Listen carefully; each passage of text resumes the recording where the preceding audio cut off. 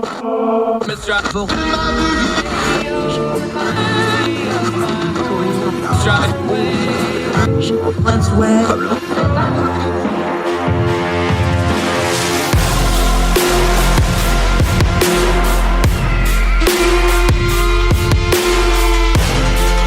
your host, Andrew Donaldson. This is Heard Tell. Welcome back to Heard Tell. Okay, he's one of our favorites. We've just never had to call him this before because he was working under his gimmick, the artist formerly known as Jericho Hill, Stephen Popick, an economist at one of those 4-letter, not 3-letter places of government. I don't know, should we say malfeasance, fiscal fortitude? What do you say? What do you call those kind of organizations where it's a bunch of letters and a lot of government money? Great employment. Great employment. Good work if you can get it, as they would say in the business. Great to see you, buddy. He had been writing anonymously. Some things happened in his life. He is now out. I got a couple of publications that raised the profile a bit, so I decided that it was time to take on a new name. Yep, and he's got a very high-profile thing we're going to talk about on some future episode just as soon as the legal stuff gets cleared up. We'll get to that hopefully in a couple of weeks. My friend, spoiler alert! I think we're going to be cleared up. Good deal. I can't wait. Tease it. Don't give away the ending just yet. Over the summer, I had the opportunity to serve as a testifying expert in a trial. Yeah, I can't wait to get into that with you too. We'll get you back on that pretty soon. But let's go to your ballywick. Let's talk some economics. The CPI came out. Let's start with the nomenclature because everybody freaked out. A lot of people got a lot of clicks and notice over it. I just took the little first page reading of it and I just read it straight on this program because I thought that was the fairest way to do it because I thought it was actually pretty concise and pretty easy to understand if you just read the press release. Now, the actual report's like 27 pages of PDF, so that's a little more detailed. Tell people what this is, why it matters, and what it does as far as it goes to inflation. Yeah, so I think that's great, Andrew, and I think it's nice to say that, yeah, the CPI press release that the BLS puts out is designed to be understandable for non-geeky numbers people like me. So we were hoping that CPI would fall. We were hoping that the gas prices and other energy changes and some of these other supply chain issues working themselves out would finally we'd see those pressures that we've been seeing building to push the CPI down, and it would get pushed down. And the good news is that the things that we expected to push it down were pushing the CPI down. The sort of want moment is that shelter costs really started to drive the CPI going up. And the changes in shelter costs, that's your housing, that's your rent, were large enough that they overwhelmed the good news from, say, gas prices falling. So we actually saw that inflation essentially was unchanged. It rose just slightly on a year-over-year basis. And just to complete the picture, the most concerning item that I'm seeing in the CPI right now is that from March to July, we were watching what we call core CPI. That's the CPI after we subtract out food costs and energy costs. And we subtract those out because those are very volatile, right? Gas prices can go up and down because OPEC does something, Food prices can go up and down because there's a salmonella outbreak somewhere. So we were seeing the CPI, less food and energy, what we call core CPI, going down. And it was doing that in July, so we were hoping and expecting to see core CPI continue to decline in August, and then we could start popping champagne. And that's not what happened. Core CPI actually had a pretty decent-sized jump. So headline inflation went down, driven by energy and gas prices. But core, that not volatile section, reversed the trend of declining and is now going back up. That's really disappointing for someone like me who thought that, we really should be getting over this hump now. Let's put this into context because we've been talking about the COVID stuff a lot. It's like what is involved there, what's not involved there. And then, of course, we talk about, things that are outside of our control, like the war in Ukraine that Russia perpetrated against the Ukrainian people that they're now getting their butt kicked in, thank God. Our friend Joey Politano actually put a really good chart together on this. And I'm going to link to this chart. So for the radio audience, though, I'm going to explain it, but we'll put it on the screen for the YouTube folks. The pandemic prices, food, energy, core goods, core services, the four kind of big important things in your life, right? You can see on this chart, 2000, when the pandemic really bit, energy went through the floor. Of course, nobody's going anywhere, so energy prices go down. Core goods, the prices actually went down a little bit. Of course, people aren't buying as much because they're not going out as much. Food prices were pretty level, and that all stayed pretty in line with before the pandemic. And then in spring of 2021, so the last 18 months really is what we're talking here, it just starts climbing. And energy is a big chunk of that. The food cost is a big chunk of that. The core goods is a big chunk of that. And then the core services underneath all that. You touched on it briefly, but the number that really threw everybody off is they're like, well, the energy cost is going to go down. That should bring everything else down. Well, the energy did tick down, but the food still went up, and the core goods still went up, and the core services still went up. And that's the problem here that's got everybody in a loop on this metric, isn't it? And we're also looking at a rail strike happening in a few days, Andrew. Amtrak just came out and announced that they're basically shutting down their operations outside of the Northeast Corridor. We know it's going to affect freight prices, and I'm not sure how many people are aware, but a lot of our goods move on freight, right? Maybe we forget that, but there's a lot of freight. Yeah, and I'm a transportation guy by trade, so I know that the intermodal ports are actually already shutting down because they have to cover what's called surge time. So they're already shutting down because they only got so much room to store stuff. So this is like every time we think that we're getting through this thing, right? Something else pops up and you just sort of reset it again. It's very, very frustrating. Especially from those policy protections, like, you couldn't predict that we're going to have this railroad strike happen.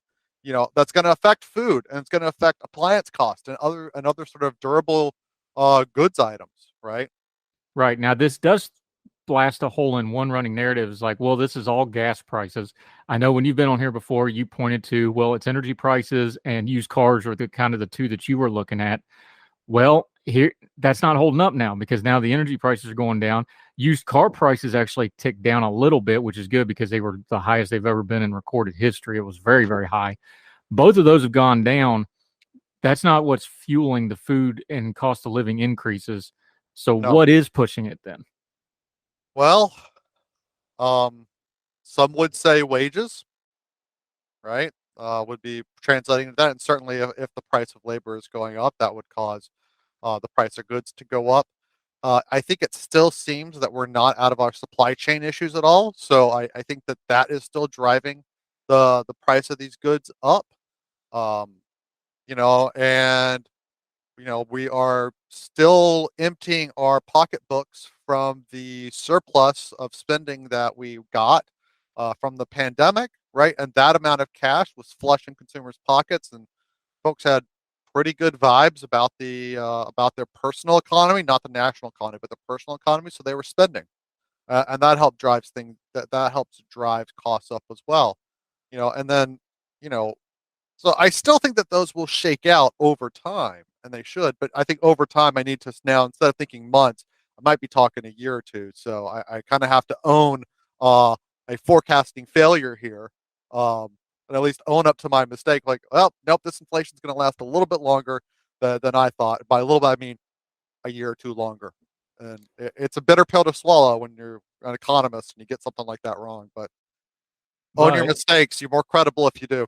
Yeah, but the thing is, like we said, you've got data points now. So like, well, we thought energy prices was driving a lot of this. The energy prices changed. Everything else didn't change. That's a data point. But by the way, yeah, Joey Politano, he writes for it's Aprixitas, Apricitas, for those listening. And his Substack is well worth the free subscription, and I would say it's worth the paid subscription too. And he's now a free man to talk a lot about this stuff. And if there isn't a rising star below the age of 30 in economics that isn't named Joey, I don't know who it is. Yeah, we've already reached out to him. He's going to be coming on the show real soon. We're working that out. Thanks to your recommendation, by the way. Let's go through some of these numbers real quick because, again, this is a stats-heavy thing, so you need to explain it to us. We talked about what the chart looks like. Here's the actual numbers on it. I'm just going to go through these individually. you give me your comments on them. Most of this is year over year, so that kind of makes it understandable. So it's like, okay, this is the last 12 months compared to this time last year, Yep. right? All right, increases. This is directly from the economic news release. So this isn't spin, this isn't somebody's opinion. This is from the Bureau of Labor Statistics. Increases in shelter, food, and medical care indexes were the largest of many contributors to the broad-based monthly all items increase. These increases were mostly offset by a 10.6% decline in the gasoline index. That's the energy we were talking about. The food index, now this is the one everybody's going to be talking about, continued to rise, increasing 0.8% over the month as the food at home index rose 0.7%. The energy index fell 5% over the month as the gas index declined, but the electricity and natural gas indexes increased. Those are a lot of big words and numbers. What does that say to you? Really what it comes down to is so the food thing is a little bit shocking. Again, I was expecting for that to be resolving itself. It tells me that our economy has not figured out how to function post-COVID. It tells me that we're still dealing with a lot of the shocks that we had that began with the COVID economy, and that, quite frankly, we're going to get poor inflation readings probably for the rest of the year. That's remember, I used to be pretty positive a few months ago, so I'm changing my tune a little bit. I'm a little bit disappointed. I don't see inflation shooting out of control or anything like that, but I think we're going to see inflation stay uncomfortably high. And the takeaway that everybody should have from that is, what is the Federal Reserve going to do? Well, I think the floor is a 75 basis point increase at their next meeting. That's going to raise the cost of borrowing for everybody. It's going to translate into higher mortgage prices in some respects. It's going to translate to a lot of other higher prices. Higher costs for those items. So, Federal Reserve is gonna, we were hoping that maybe they would start tapering off their rate increases, right? Because they're trying to do the soft landing. They're trying to bring a plane down and land it without a whole lot of landing gear. Basically, some of their, that landing's about to get a little bit rougher. It's going to be even more difficult to pull off that soft landing. Can they still do it? Yeah, they can. Are there some data points in favor of them? Yes, there are. But there's definitely a mounting number of data points that are saying it's going to be a lot more difficult. Yeah, there was some good news in here. Airfares were good. It was a massive travel year, which everybody kind of assumed it would be coming out of COVID. Everybody wanted to get out and move. It's been a really good tourism and travel year economically for folks. So airfares were good.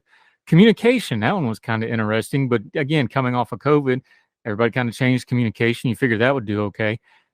Then the indicator you've been talking about ever since we started bringing you on the program, used cars and trucks declined.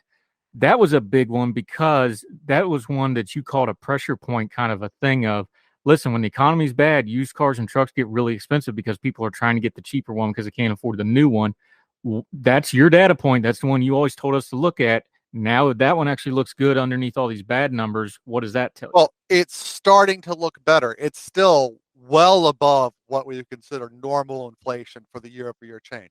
For example, right, the used cars that Andrew's mentioning, they went down by 0.4 percentage points in July, month over month, and in August they went down 0.1 percentage points, month over month, leading us to a year-over-year change from August to August of 7.8 percentage points. That is still high. It's gonna take a lot of downward movement in used cars to get you back to the baseline of where that would seem to be reasonable. Keep in mind, we were coming off of May and June where used car prices month over month rose 1.8 and 1.6%. 0.1 declines ain't going to get you that much down. Yeah. Talking to our buddy, Stephen Popick. He is an economist. He's a good friend of ours. We always love talking to him. We're going to take a quick break. We're going to keep digging into these numbers. We're going to dig into the reaction to them. There's a couple reactions out there in the news media and social media that caught his attention. One of them's got him all kinds of fired up because he's like, send me this and ask me this, which is very unusual for him. So we're going to get into that more with Stephen Popick. Listen, this stuff is hard, and he explains it so well that even I understand it. We're going to keep doing that right after the break. Herd Tell continues.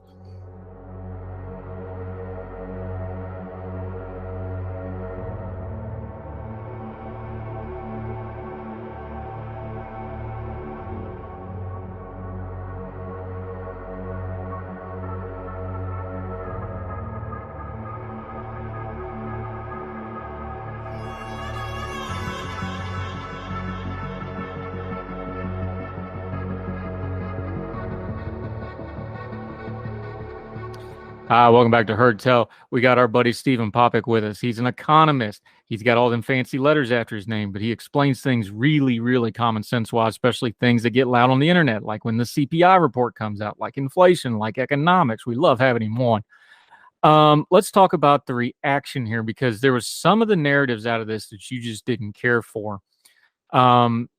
This is actually out of the Census Bureau data, but it came out about the same time as the Labor and Bureau statistics. So they were kind of pancaking two things together here.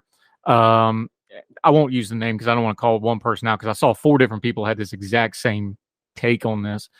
But the idea was that the U.S. middle class is quote unquote disappearing. And they said the higher income group shared household earnings went 100,000 plus is what we're talking about, tripled between 67 and 2001. Middle income households decreased and low income households increased. Just to correct you, it's from 1967 to 2021, not 2021. Yeah, 2021. Excuse me. I'm time shifted. I still think it's last year. My bad.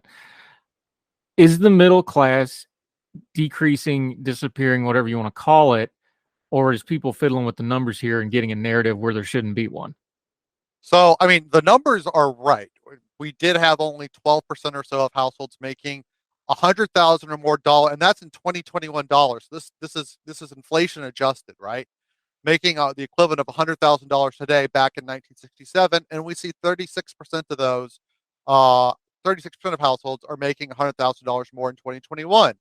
And we see that, when they define low income using the same metric and putting it all 2021 dollars, that the percentage for low income, has changed a little bit, but really the decline has been in the middle income bracket. 55% were middle income in 1967, down to 39% in 2021 on households. Now, yes, that's technically true, but the devil's in the details, and the detail is simply this. And I put it out there to Andrew when they said this. I said, "Wow, they have discovered that women started to work during the 60s, 70s, and 80s." Because you can look at the decline in the decline in the middle class that they have that these folks define, and put the mirror image of women's labor force participation rising during that time. And since you're talking about household income, you're seeing the transition from a one male dominated single family income to a joint family, 2 workers, husband, wife, cohabitating couples, whatever, working together. So congratulations to these folks. You're saying the middle class is shrinking because women started working. I'm not sure that's the right message to have in an election year. Yeah, you pulled the numbers up from Fred. So 1967 is the number they want to work on.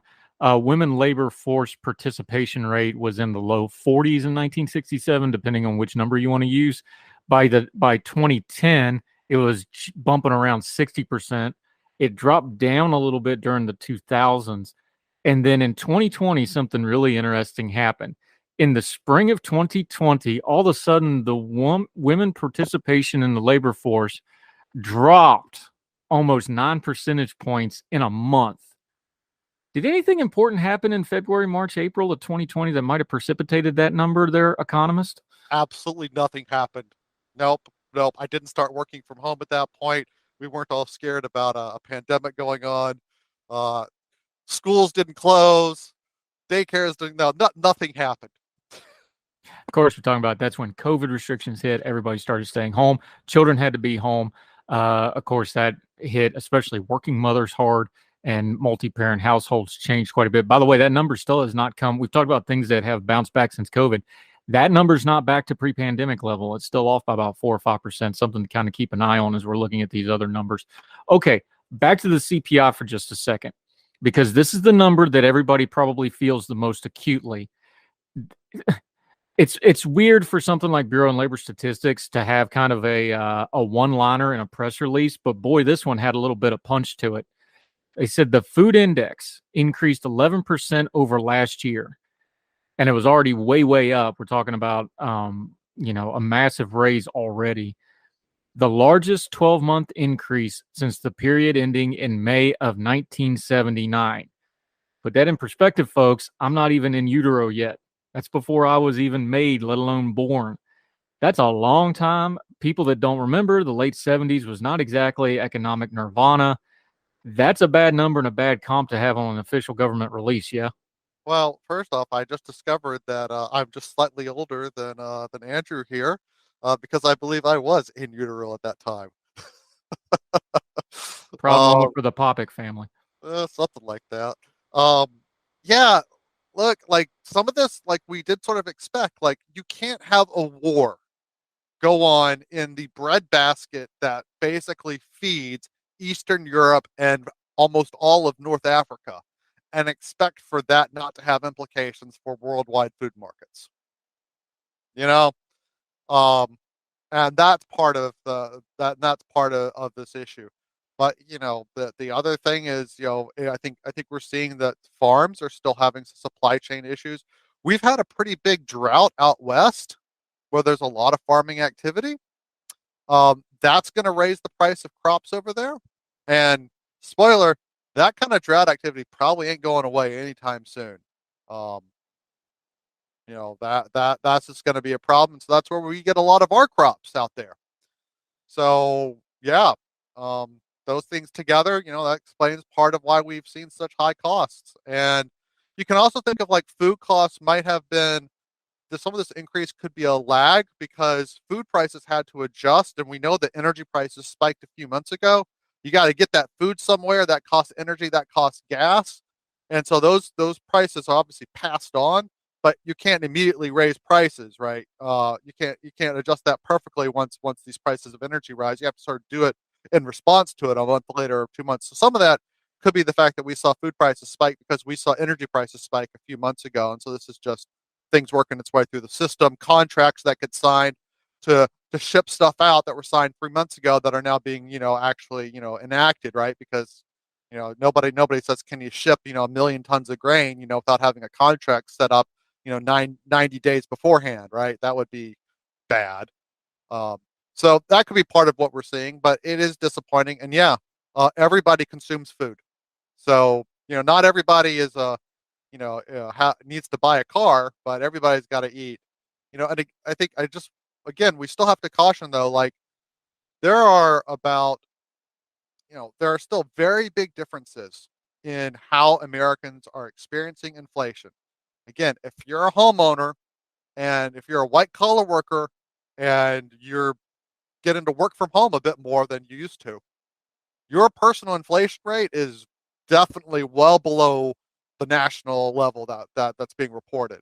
But if you're a working class person that has to drive, has to buy food, not and maybe you have to go to McDonald's or you have to just buy the prepackaged stuff at the grocery store, and you're still putting miles on your car and things like that. Um, yeah, you're seeing more inflation. You're seeing higher than the national average there. So let's just be mindful that there is a difference of experience that Americans are having, and I think that for folks that are thinking about what this means, I think you should try to think about putting yourself into the shoes of someone that is got a different job and in a different life than you, because they're going to be really thinking about things differently. Maybe that helps us bridge a little bit of the divide if we think about it like that.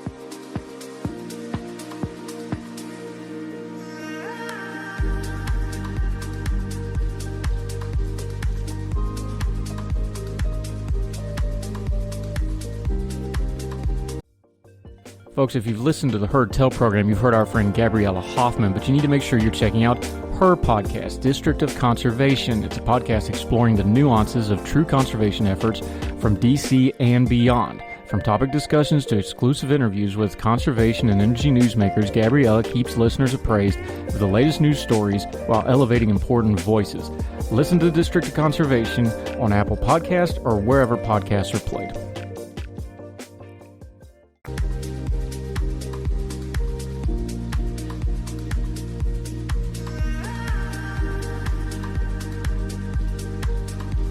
Last time we talked to you, we were both hopeful that inflation was easing. Maybe we'd seen the worst of it. What do these numbers do? Because like you said, some of these are going to be lagging indicators. Energy is always a lagging indicator. So this is really energy stuff from 2-3 months ago that we're seeing on this report. That food number, though, again, let's go back to the CPI for a second. What went up in these reports was shelter, medical care, household furnishing operations, vehicles, insurance. Like those are the big ticket items in people's lives Is there a danger that maybe we didn't see the plateau? Maybe this is going to have another bump or two up before we get done with it now? I think what I'd say to that is I don't have a bloody clue right now where this is going. I was convinced that we were getting over the hump. Um, I push come to shove right now, Andrew. What I'm thinking is that we've got several more months of this thing sorting itself out, and so we'll probably continue to see some uncomfortably high prints, and we'll probably see the Federal Reserve continue to raise their federal funds rate to try to stamp out this inflation. They're basically trying to lessen business activity and lessen demand, so that sort of reduces money in the system, and that means that prices would come down or prices would remediate. Uh, and essentially, they're going to have. I mean, the risk for the Federal Reserve is that they do too much and they trigger a recession caused by their own actions, right? And that's 5 out of 6 times when the Federal Reserve has tried to engineer a soft landing in the last recessionary crises that we've had. They failed and they triggered a recession. You Um, just mentioned it, so let me ask you real quick. Two terms that we're starting to hear get thrown around a lot by economists and commentators about the current situation, especially since it's volatile, like you said. At least you said you didn't have a bloody clue. Usually you shrug and say Wu-Tang, so I appreciate you giving me a little bit more of a technocratic answer there.